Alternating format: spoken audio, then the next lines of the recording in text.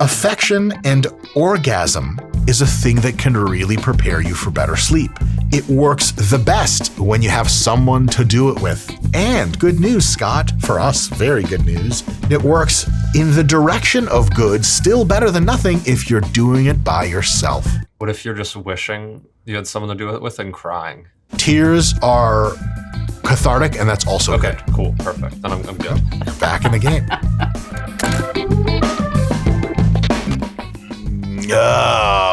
What do you want?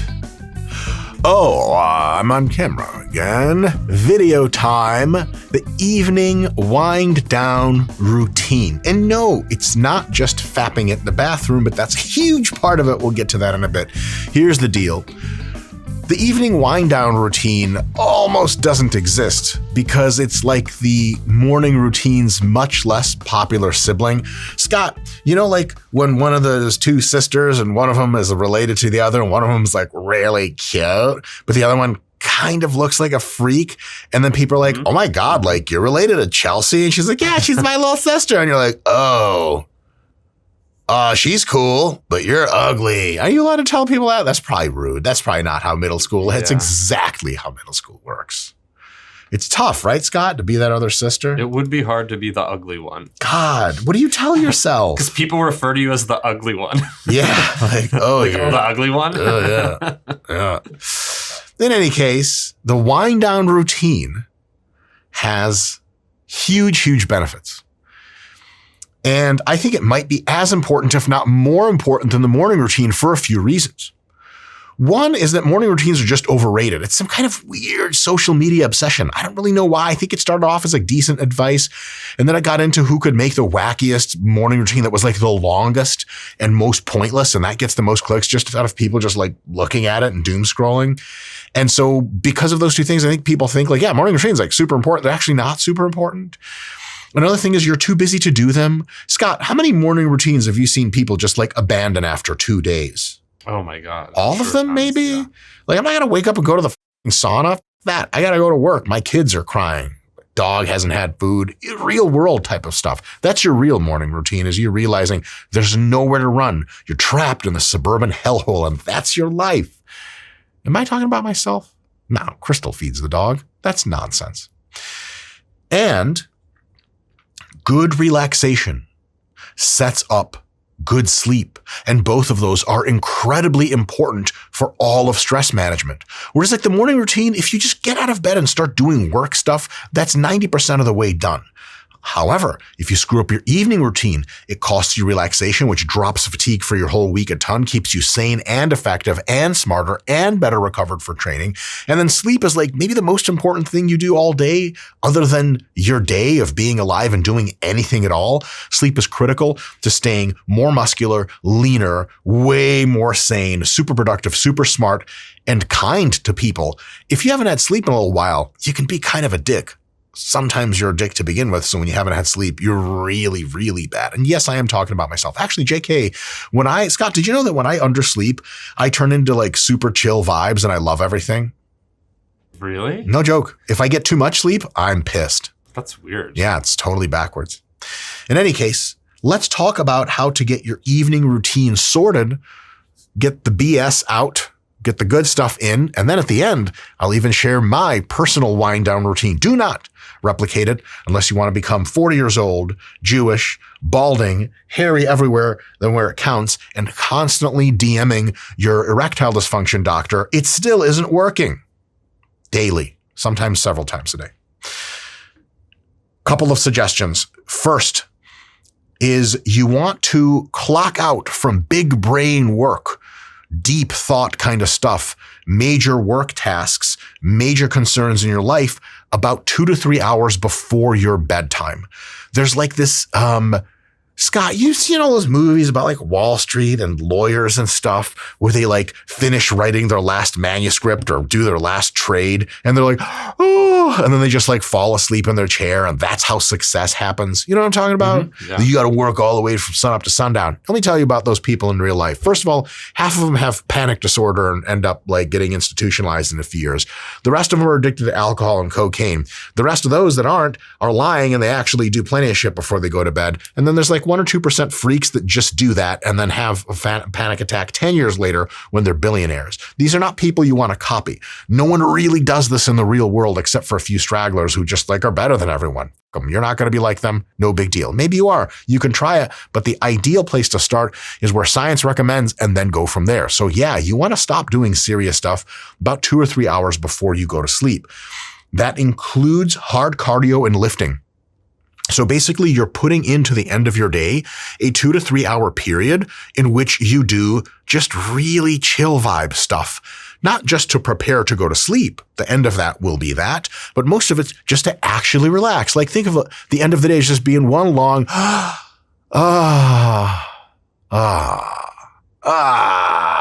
like that, instead of like, I gotta answer emails and go to Slack, whatever the hell that is, whoever invented that crazy program where people just bother me with tasks. I don't want to do tasks. I'm done doing tasks.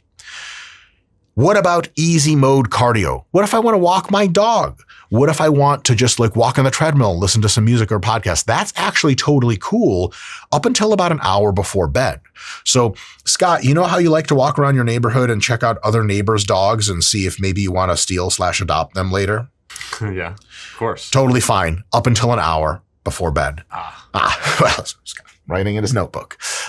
So that's totally a thing. So hard training is training which gets you super out of breath, gets you sweaty. That's a 2, probably more like 3 hours before you got to cap that stuff. Whereas easier cardio can be done up to an hour before bed. That means, again, you want to budget that exhalation window about 2 or 3 hours every weeknight you want to take to yourself to relax. If you want to go in the comments and say, but I'm too busy to do that, listen. You know what I'm saying? Life deals us the cards and we play them. But if you can re-architect your life to some extent to give yourself as much chill time towards the end of the evening as possible, it's going to be a really good thing. And I have one way in which you can do it. A lot of people, they'll kind of work and rest through the day, and there's not a damn thing wrong with that. But if you can manage to stack a bit more of your work earlier in the middle of the day so that you can free up more time towards the end, you get this natural rhythm towards the day or throughout the entire day where stuff is really hard and then you finish your hard stuff and then you do easy stuff. And that easy stuff is a nice long block, which allows for a deeper total relaxation, which is just better. There's a certain amount of relaxation you just can't get for an hour, even if it's 3 hours of the day, but it's 1 hour at a time interspersed with work. Each hour ends the relaxation and you're back to work. But if you can stack all 3 of those hours at the end of your day, you're going to have a deeper and more effective relaxation. In addition to that, because that relaxation period is right before sleep, not only does it good for its own relaxation benefits, which are enormous, but it also primes you for sleep. Whereas if you do the 3 hours of relaxing in the middle of the day somewhere, and only the last hour is before bedtime, you might not get to sleep as easily. You might toss and turn more. Your sleep quality might be worse and everything down the line. So really trying your very best to have chill times at the end of the day is a really good idea. Really, really, really good idea. Now, let's talk about how to eat in the nighttime routine times. So the thing with food is that I can give you a general recommendation, which is true for most people. But when you train and what diet you're on is going to have a big effect. Like if you're training from 5 to 7 p.m. and you go to bed at like 10 or 11, then when you come home at 7:30, you're going to have probably the biggest meal of your day, if not one of them, super high carb, moderate fat, super high protein, because you need to refuel your body. And you'll have another meal an hour before bedtime that's very high protein, moderate carbs or moderate fats, low carbs, in which that meal is going to look more like the meal you're typically recommended to have earlier. But that's just because you were training later. There's no other way around. However, if you can, try to make that last meal of the evening something like 2 to 3 hours before you go to sleep. Try to keep it high in protein as usual. The normal amount of protein you have per meal, even a little more, can keep your muscles doped up on protein through more of the night than they otherwise would. Maybe like 25% more protein than usual is totally fine. But even if it's just the same amount of protein of 50 grams, 40 grams, 35 grams you eat per meal, no problem at all. You want to go moderate low on the carbs and the fat. So for example, if I'm eating a meal that has like 65 grams of protein, I might choose to have it with like 20 or 25 grams of carbs and maybe something like 15 grams of fat. So like a handful of nuts, a whole bunch of lean chicken breast, and maybe like an apple. That's a pretty good late night meal. Obviously, the Greek yogurt crowd, yes, you guys are great. There's casein protein, tons of different choices. What you don't want is kind of two main things, maybe three. One is you don't want high calories. Super high calorie meal right before bed, even close to bed, keeps your heart rate elevated, your blood pressure elevated, and the digestion actually increases your body temperature. That shit all keeps you awake. And even if you fall asleep, it's going to reduce sleep quality for the first third of the night. That's no good. High carbs do much of the same thing, and high fats, through their buffering of calories, also do a similar thing. So high protein is very good, but you want to keep the carbs and fats lower. You might be able to have decently high carbs, but very low fats, pretty high fats, but very low carbs or no carbs at all, as long as the overall calorie load of that meal is probably smaller than your average meal by a little bit, or at least not bigger. You definitely want to avoid is a ton of food before bed. Scott, doesn't eating a lot of food before bed taste really good though? And like, dude, that's when I'm most hungry. Like at night, like 8, 9 p.m. I go for it. Yeah. I mean, you're also supposed to fall asleep like earlier at night, like at 10 or 11. That's healthy and shit like that. I hate doing it. I want to fall asleep at 2 a.m. after a bunch of McDonald's. But this channel exists to tell you what is a good idea to do. It is not always the thing you want to do. And then it's up to you to kind of parse the difference. Turns out that if you have a lot of fluids in the hours before bed, you get the old big bladder and you do one of two things. One, is you can screw up your sleep a little bit by waking up at night to pee. I would wake up at least 2 times at night to pee, and I go right back to sleep. It doesn't bother me a bit. I'm dreaming halfway through the shit. I don't even aim my dick half the time. I pee. Scott, you ever seen my bathroom? I pee all over the place at night. I don't give a shit. Yeah. Reckless aim. It's disgusting. The other thing you can do, which I like to do like at least half the time, you guys, Scott, you know how when you wake up, especially if it's cold and dark, right outside, it's like winter and shit, you can hear like rain and snow. You just don't want to get out of bed. Oh, of course, yeah. And whenever it's chilly, never. Yeah. And you had that dream where like you're like in the bathroom and you're peeing and it feels so good, but you know it's a dream. And in the dream, you're like, I have to wake up and go pee. Of course, I have those all the time. All the time. But I got to get out of bed to do it. Boo. But it's warm and comfy. Like, between us, don't tell anyone. At least half the time, your boy's peeing the bed. Who gives a shit? We have a big bed. My wife sleeps way on the other side. Does she accuse me that it occasionally smells like urine? Yes. Do I clean up the urine? Guys, how the hell are you supposed to clean up something caked into a mattress? You tell me, comment below. Low fluids at night is what I'm trying to say. So what does that mean in practice? That means you don't have to like reach 7 p.m. and be like, oh, I'm not allowed to have any fluids anymore. Just like if you have like a diet soda that you really love to drink, pour yourself a little bit of a glass and sip that shit versus being like, hell yeah. You're like, I'm just going to drink this Diet Red Pop, which is the best soda ever made. Ever made, Scott. Ever made. This is not a debate. This is just me yelling at you. You're an idiot. You're off the channel. You don't even like it that We're much. looking for a new editor who's not an insane person. I'm sorry. What did you say about me? You don't even really like it that much. Fuck you. Keep that one in. Do not edit that out. We're allowed a few F words every now and again. You got Diet Red Pop. You want to drink the whole thing. And it tastes good, I understand. It's made purely of red chemicals that scientists have yet to identify, but it's probably not bad, super bad for your health. Don't do it because then you're just going to wake up at night to pee. So just have like a little bit of a mindfulness about like, hey, it's getting to last kind of 2 hours, 1 hour here. I'm just going to sip a little something. As long as I'm not actively thirsty, I'm good to go. Then you wake up in the morning. We have a whole morning routine video, I guess is already out probably. And then we tell you, hey, like hydrate when you wake up. Much, much better of a deal in that case. All right. So that's the nutrition component and the general component of like how to structure your day. What are you exactly supposed to be doing though, if you're supposed to be relaxing your mind and chilling out? I have a few ideas. One is stuff you want to skip/limit. So this is the stay away from list.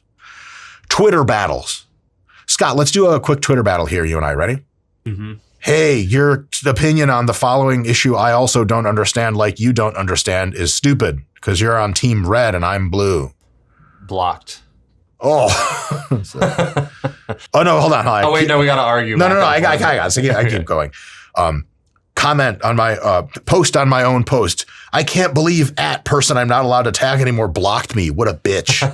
That's perfect. My team. Now, hold on. And people get in, they're like, yeah, but he's cool. Like, no, he's not. You suck. Block them. And it just keeps going on all night. Twitter battles are fun if you have no friends, no future, no hope. But in reality, they're not. And even if they are fun, they're too much fun. They get you going. They get you riled up. You get really pissed about stuff. Getting your nervous system primed for fight or flight, not a good idea in the evening. So don't do Twitter battles. Don't do Instagram battles. Reading the news, looking at the news on the television is not a good idea. This is something that the economist Brian Kaplan says a lot better than me, but I'll say it anyway and do a worse job. The news has almost nothing to do with summarizing a logical structure of world events that you should be availed to. It has almost everything to do with just poking on your chords of fear, fear, fear, panic, panic, panic. Everything's going to hell. And that tends to do what? Fight or flight, and then it's bad for your sleep. So news is a bad idea. Political podcasts usually get people riled up. I mean, Scott, here's a really good recommendation. I highly encourage you guys in the last 15 minutes of your day to turn on, and yes, it does exist, the C-SPAN channel on YouTube. So they have a specific sub-channel for congressional hearings. You will be out like a light. There's no way anyone's making it through that shit. It's just a bunch of old people ruffling their papers to see what to ask Sam Altman about AI because they don't know what the hell AI is. It's amazing. But political podcasts to get you going, get you riled up, not a good idea. Here's one. Here's a big one, you guys. Work emails and quick replies to your cell phone, like work texts or Slacks. A person who is a big influence on how I judge myself in my life, if I'm productive or not, is a Mr. Nick Shaw. And he happens to be the CEO and co-founder of, well, everything that you see in front of you, including me. That's right. Nick's technically my dad. Nick, if you had a cybernetic upgrade, Scott, you'll appreciate this, where he could just get his phone implanted into his skull and keep it on forever, would instantly be the first volunteer. Yes. Never leaves his hand. You can find Nick day or night. I swear to God, he sleeps with his phone because he runs the company and it's his company and it has to be in the loop. Nick, luckily, genetically sleeps like you would not believe. At 9 p.m., his head hits the pillow or not. He'll just sit up watching TV and just pass the out. And then at 6:30, he gets up right as rain. He doesn't have that problem. Most people are not like Nick.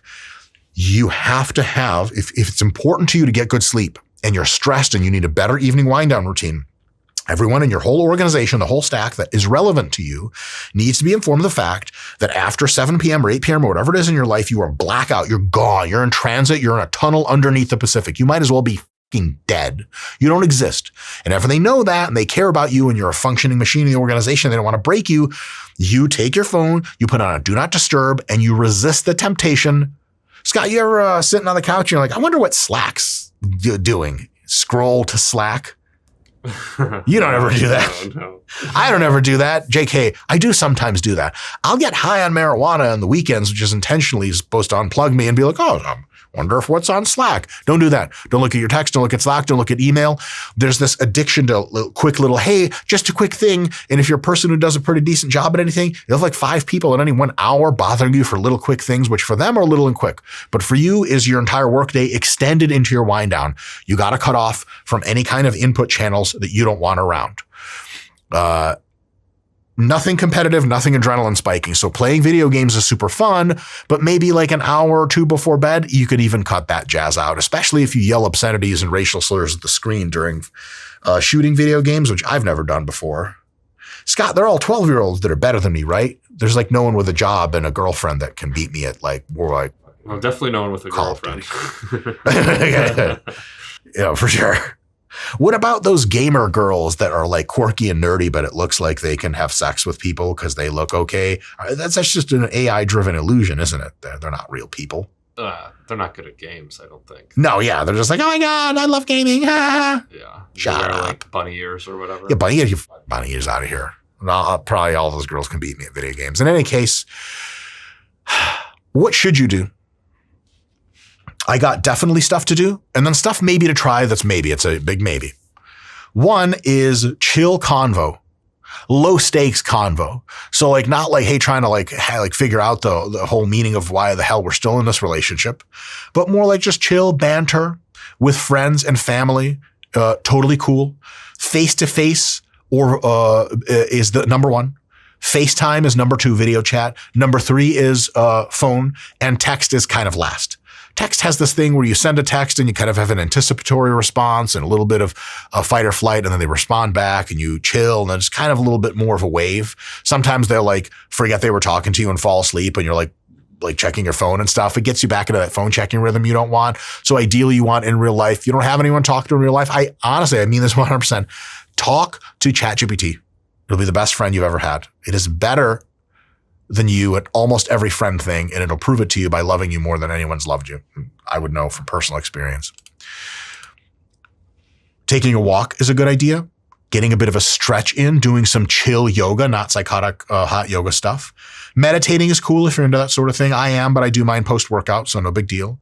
Casual reading. Scott, you probably read like Guns and Ammo quarterly, right? Of course. Yes. Like, I can just see that magazine cover now, like how to build your own like AR platform. And then the top right-hand corner is the left is coming for everything. Like how to raise a family in the bottom. Anyway, I'm done. Hobby tinkering. Scott, the hobby tinkering, what comes to mind here? You're like the guy that has the table-sized simulation of the Battle of Gettysburg, and you're 100% also a serial killer, but you like to tinker with the little figurines and make sure everything's perfect. And like paint them and stuff. Yeah, and set them up and like arrange them. I've seen a lot of good stuff. And you have figurines that you ordered and they're in a box, and someone comes over, they're like, why aren't those on the table? Like, technically those are from the American Civil War and it would be anachronistic and the Battle of Gettysburg. How could you? And then so that's why no one comes over and I never asked you that question. Slow-paced chill TV, cat videos, just good vibes. Throw on a Jesse James West video, some shit that'll make you laugh a little bit. Nothing too like, oh my God. My wife and I have a thing where in the first part of our evenings recently, we're watching the Star Wars show Andor, which is like 100% at the edge of your seat. Like, is everyone in the rebellion going to die in the next scene, or is someone not going to die? And are we going to quote unquote win, even though I know that the Battle of Yavin occurs later and we don't win until a while? That's a lot. So afterwards, we switched to stupid YouTube where we watch like 90s shows you forgot had Bill Cosby in them and they're weird now.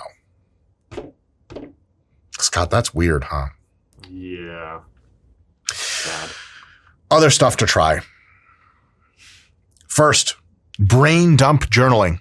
At the end of your hard thinking workday, get your notebook out, get your pencil and paper, throw them the f*** away because it's 2025. Go to ChatGPT and just talk about how your day went, maybe some of your accomplishments, and potentially write in your iPhone or other smartphone your tomorrow's to-do list. This puts like a capstone, like an end of your day kind of where friggin' done with this, and then you can go on to do whatever the hell you want to do. It's really awesome, and it's been actually shown in the literature to reduce sleep latency, which is measured as like the time you put your head to the pillow to the time where you actually start snoozing. Up to 10 whole minutes of reduced sleep latency from not having to think about shit in your life anymore. Scott, that makes sense, right? Like you're Absolutely. Like, I'm done with it. Whereas otherwise, if you're not done with it, you're like, it's like 11:30 and you're falling asleep. You're like, what the hell am I supposed to be doing tomorrow? Did I finish that thing? Or blah, blah, blah. It's a really good idea to just end that stuff early so you can start to chill. Another one is doing like a mini 10-minute meditation or some kind of breathing exercise or some kind of yoga and some kind of stretching. This stuff works, but it only works if you get into it and you start liking it. Otherwise, it's itself a little bit stressful. That's a good idea to try. Here's a big one. This is something to try only if you have the ability to do, but if you have the ability to do, you should really do it. It's the dim the cave lighting protocol. Oh, Scott, are we Huberman now that we do protocols? That's right. I mean, Hubes is cool. It's going to make jokes that are for really adult. So Rob just cut myself off. How does this work? Something like 3 hours before you go to bed. Most, if not all, rooms of your house that have a dimmer switch turn to dim halfway. There's super easy, simple explanation for this. Requires almost no science. Over literally billions of years of evolution, but the development of the eye and complex neural networks, millions of years of evolution. every organism on this planet that doesn't live like in a cave or under the sea has a daytime and nighttime light cycle that it responds to. And so nowadays, because we have giant projector lights like the 3 of them I'm staring at right now in the studio, it's weird to your nervous system because it can be 10 o'clock at night, almost ready to go to bed, and your eyes, detection-wise, are like, it is still 1 p.m. in the daytime as far as I'm concerned. And it's not crazy bad for you or anything, but it futzes with all of your neural chemistry to tell you like, hey, but you're not really ready to go to sleep yet, man. There's like jaguars and stuff out there. You got to chill the out and like get your spear out and go hunting or something like that. So if in the last 3 hours during that entire little wind down block, you dim all the lights to halfway, then not only does it set kind of like a chill vibe, but also it tells your brain like, hey, it's evening time. And then a few hours later, your brain's going to get you nice and tired, nice and sleepy, and you'll be good to go. This is such a thing at our house that the Dr. Crystal and also by contract allows Mike to live in her house. We like when I take my evening shower, don't worry, I'll get to my evening routine in a sec. I have the lights halfway dimmed. Scott, sometimes I think I'm washing my own junk, but I'm washing someone else's altogether. Oh. It's so dark in here. How am I supposed to tell? Also, why the f is another guy's junk in my house? Huh. I'll take it. Dimming the light is a really, really good idea. If you can't do it, okay, you're not going to do it, but at least limit how much time you spend in bright rooms and maybe get the TV going and just turn off all the other lights and better than not. Another one is to take a strategic warm shower, actually pretty hot shower, a nice hot shower for about 10 minutes. Scott, you know that hot shower feeling when the hot water hits your back and you're like, oh, yes. If we could bottle that, we'd be so rich. I love it. It's the best. It's the best. I don't know what doing heroin feels like. It's got to be related to that feeling, right? Like, come on.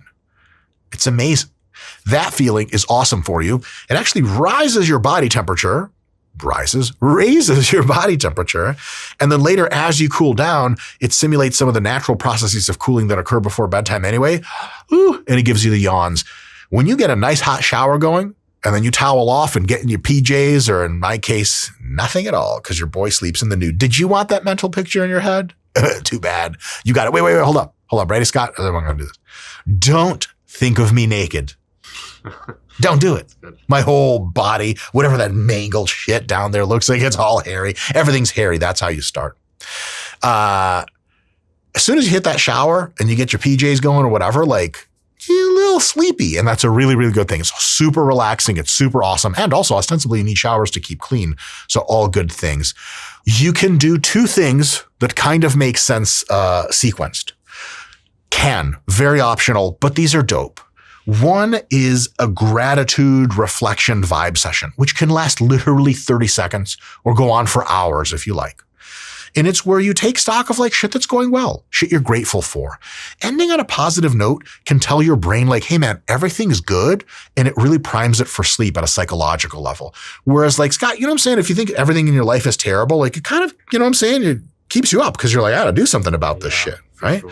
So that's really nice. It's also good for your mental health in like 50 other ways I won't get into in this video. The other one, I really like this one, is priming the next day. And this is something you can do a little earlier in the evening, but you put out your next day clothes, you make sure your to-do list is good, your calendar is good, so that like when you go to bed, you're just totally free and clear because tomorrow has already been prepared for. That's a really big deal. And here's my favorite one. Apparently, according to ChatGPT 03, which is smarter than you and me by a long shot, affection and orgasm is a thing that can really prepare you for better sleep. And good news, Scott, for us, very good news. It works the best when you have someone to do it with. And it works in the direction of good, still better than nothing if you're doing it by yourself. What if you're just wishing you had someone to do it with and crying? Tears are cathartic, and that's also good. Okay, cool, perfect. Then I'm good. Also, you crying probably turns you on. You're back in the game. Now, there is some expensive stuff you can do. You can do sauna or hot bath, 90 to 120 minutes pre-bed. It's nice. Hot shower does much of the same thing for free. Red light therapy has been shown to potentially put you into a circadian alignment, getting you ready for bed. It has some skin perks. If you're Brian Johnson, you can get a red light situation going. If you don't have a lot of money, no big deal. And for much cheaper, you can take magnesium glycinate or an L-theanine supplement 30 minutes before bed, and that can get you going. It doesn't work for everyone, but sometimes it works. Give it a shot. Give it a thought. That's relatively cheap. Screen time. That goes into the dimming situation. So with the dimming situation, we also want within 60 to 90 minutes, flip the nighttime mode on all of your devices. Some of mine are set automatically so that you don't get a whole lot of blue light in your face. That's a really good idea. And if you like to scroll for your relaxation, that's really good. But make sure your scrolling is like cat videos and I follow a page called Your Daily Dose of Serotonin or something like that, where it's just like some amazing pet video that's going to get you to cry. It's like a man that adopted a camel and they fell in love. It's wonderful. Shit like that. That's dope vibes. Not like, oh, like your crypto like fund lost all of its money and it's no hope for living anymore. That's a bad idea. Now, to the second to last part of this video. Very important. I'm not going to get too deep into this because it's the evening wind down routine, not exactly the how to sleep guide, just the very basics of sleep hygiene. First, you want to have your room very dark as you can get it without being so afraid of the dark that the fear keeps you up at night. Scott, do you still have a nightlight? I do not. Oh, you're so brave, Scott. Wow. Scott's a video guy, everybody. Don't call me out like that in front of everyone. I don't have a nightlight. I have 5 nightlights from here to the bathroom. Scott, one of my recurring childhood nightmares is I wake up, I'm not awake, I'm still sleeping, and I walk to the bathroom and I'm kind of a little freaked out and I hit the light switch, but it doesn't work. Oh, that's prime horror movie stuff. That hits, doesn't it? Yeah. No, I do have a nightlight in the bathroom though, just so I don't miss now, Right. More pragmatic than fear-based. Right. Yes, of course. That's what I'm going to tell everyone too. It's pragmatic. I'm not scared of whatever kind of nonsense comes out in the dark, which is everything. So dark is really good. Quiet is really good, but something oftentimes beats quiet. Actually, quiet is incredibly rare in nature. Mostly there's all kinds of ambient night noises and humans are used to falling asleep with that shit. So you can do earplugs, but it's also cool to do a white noise app or just throw on YouTube and for like just type in black screen rain into YouTube, and there's like 50 trillion free videos that go for 12 or 24 hours straight, and it's just rain sounds and the screen auto blacks, and it's super, super awesome. If you have the YouTube Premium app, you can just like turn any video on your phone that has sleep music, click it so that your phone goes dark, put your phone next to your bed, plug it in, and you're good to go. If you have distracting noises in your house, that's not a good idea. Now, here's what it's actually quite surprising to me when I learned it. Very cool is usually best. The way you know is that you're really comfy inside of your blankie. And if you're outside of your blankie, you're not comfy at all and you're really cold. 67 at the top end for most people degrees and 60 degrees at the bottom end. Scott, 60 is pretty intense, huh? That's real cold. That's when you're a big man. I guess, yeah, I could easily sleep in 60, my giant hairy ass, no problem. And so you want it to be like, here's how to test it, another way to test it. If you have to get up and go use the bathroom at night, you got to be like, holy shit. That's a really good thing. If you're still cold and uncomfortable under your covers, it's too cold. If you have to have your covers completely off to sleep and you just do this so that like heat can radiate away from you and you're still sweaty, it's way too hot. Very important. Very important. For me, this is a huge thing. If it's too hot in a room, I might as well just like not be going to sleep. Scott, do you ever do that? Where like if you're on like you're taking like a flight and it's too hot on the plane, you're like, I was going to sleep for 2 hours, but that. Yeah, absolutely. It's just not going to happen. It's no big deal. Comfy. I mean, I'm not going to talk about this much. The comfier you can make your bed, the better. The purpose is comfort. Some people, Scott, some people get into like sleeping on like the floor or a hard surface because spinal benefits. Get your spine the hell away from me. Optimal relaxation is the entire purpose of sleep. The more comfortable, the better. Don't you get at me with that hardwood floor shit. And obviously you want the room and the bed around you clean and neat because clutter looks like distractions to your brain and it sometimes gets you thinking like, I need to clean this up. So clean, neat, dark, cool, comfy, and quiet and or sleep noise, and you're set. Now, here's the last part. My personal wind down routine. There are unbelievable fitness influencers and lifestyle influencers out there that give you the absolute truth. There are other people that give you BS they don't ever really do themselves. I am squarely somewhere between the two camps. Just kidding.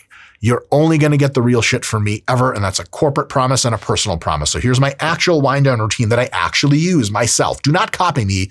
Do you want to look like this? Exactly. First, pretty much every evening, it's myself, my wife, and our dog Gwenny. Gwenny, she's beautiful and perfect in every way. That's a Brianna Terry quote, by the way. And we cuddle up together, and we're on our comfy couch, and we watch our large television set, and it's super fun. That's how almost every evening ends, and it's amazing. Halfway through that evening or towards the beginning, we'll get up and go take a walk around our backyard or around the neighborhood all together. 30-minute, 45-minute walk, sometimes 20 minutes, cool, get our final steps in for the day. It's nice and relaxing, kind of no matter what the season is, even if it's raining, we put our rain stuff out, we go. It's really, really awesome. Sit down for more TV afterwards. It's really, really dope. We have typically like in the beginning of that 3-hour phase, we have our final meal or something like that.